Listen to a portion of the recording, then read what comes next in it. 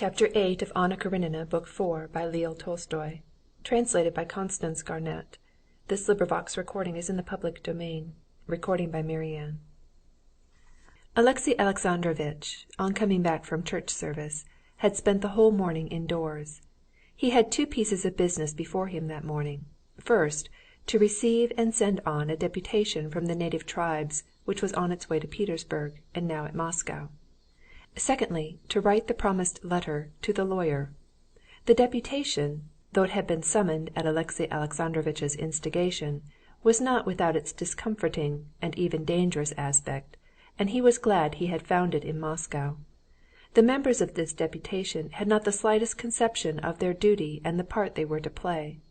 They naively believed that it was their business to lay before the commission their needs and the actual condition of things, and to ask assistance of the government, and utterly failed to grasp that some of their statements and requests supported the contention of the enemy's side, and so spoiled the whole business. Alexey Alexandrovitch was busily engaged with them for a long while, drew up a program for them from which they were not to depart, and on dismissing them wrote a letter to Petersburg for the guidance of the deputation. He had his chief support in this affair in the Countess Lidia Ivanovna. She was a specialist in the matter of deputations, and no one knew better than she how to manage them, and to put them in the way they should go. Having completed this task, Alexey Alexandrovitch wrote the letter to the lawyer. Without the slightest hesitation he gave him permission to act as he might judge best. In the letter he enclosed 3 of Vronsky's notes to Anna, which were in the portfolio he had taken away. Since Alexey Alexandrovitch had left home with the intention of not returning to his family again, and since he had been at the lawyer's and had spoken, though only to one man, of his intention, since especially he had translated the matter from the world of real life to the world of ink and paper, he had grown more and more used to his own intention, and by now distinctly perceived the feasibility of its execution.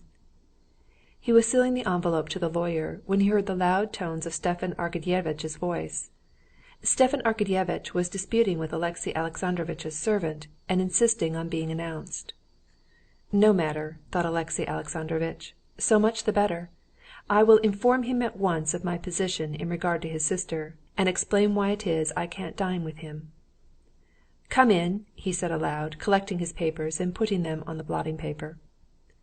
"There, you see, you're talking nonsense, and he's at home," responded Stepan Arkadyevitch's voice, addressing the servant who had refused to let him in, and taking off his coat as he went.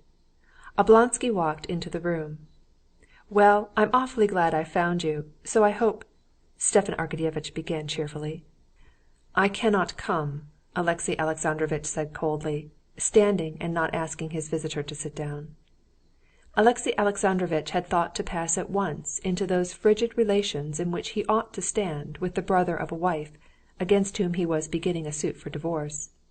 But he had not taken into account the ocean of kindliness brimming over in the heart of Stepan Arkadyevitch. Stepan Arkadyevitch opened wide his clear, shining eyes. "Why can't you? What do you mean?" he asked in perplexity, speaking in French. "Oh, but it's a promise, and we're all counting on you."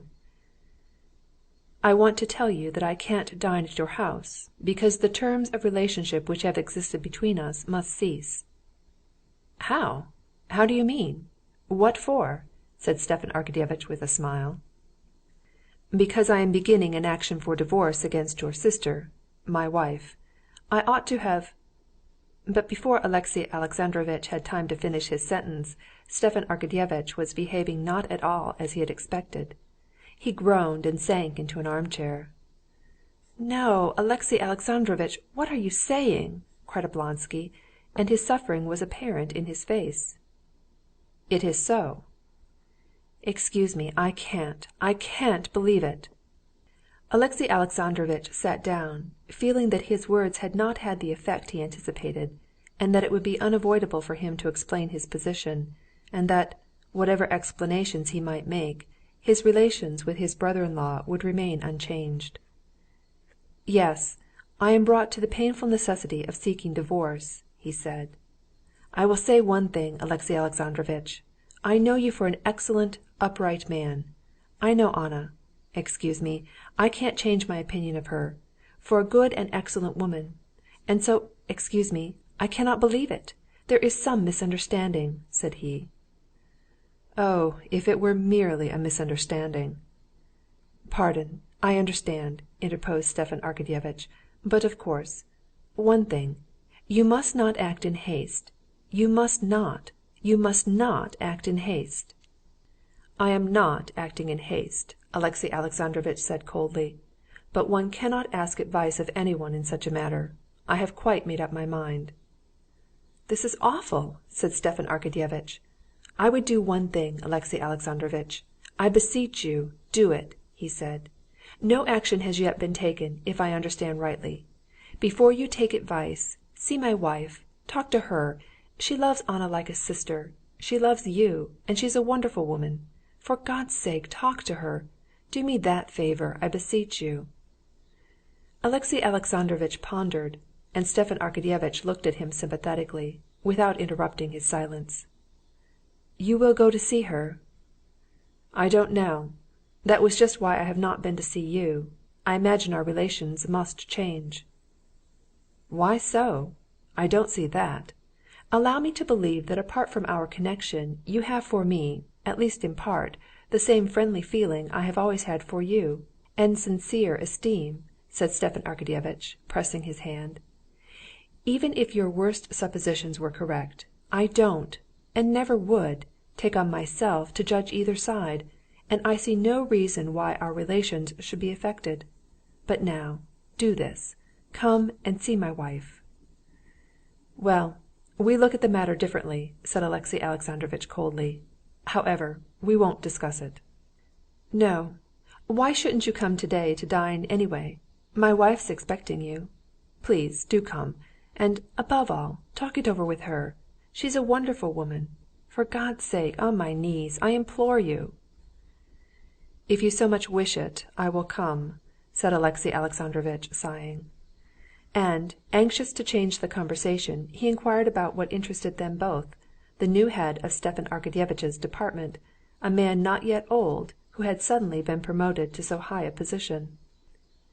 Alexey Alexandrovitch had previously felt no liking for Count Anitchkin, and had always differed from him in his opinions. But now, from a feeling readily comprehensible to officials, that hatred felt by one who had suffered a defeat in the service for one who has received a promotion, he could not endure him. "Well, have you seen him?" said Alexey Alexandrovitch with a malignant smile. "Of course. He was at our sitting yesterday. He seems to know his work capitally, and to be very energetic." "Yes, but what is his energy directed to?" said Alexey Alexandrovitch. "Is he aiming at doing anything, or simply undoing what's been done? It's the great misfortune of our government, this paper administration, of which he's a worthy representative." "Really, I don't know what fault one could find with him. His policy I don't know, but one thing, he's a very nice fellow," answered Stepan Arkadyevitch. "I've just been seeing him, and he's really a capital fellow. We lunched together, and I taught him how to make, you know that drink, wine and oranges. It's so cooling. And it's a wonder he didn't know it. He liked it awfully. No, really, he's a capital fellow." Stepan Arkadyevitch glanced at his watch. "Why, good heavens! It's 4 already, and I've still to go to the Dolgovushins'. So please come round to dinner. You can't imagine how you will grieve my wife and me." The way in which Alexey Alexandrovitch saw his brother-in-law out was very different from the manner in which he had met him. "I've promised, and I'll come," he answered wearily. "Believe me, I appreciate it, and I hope you won't regret it," answered Stepan Arkadyevitch, smiling. And, putting on his coat as he went, he patted the footman on the head, chuckled, and went out. "At 5 o'clock, and not in evening dress, please," he shouted once more, turning at the door. Chapter 9.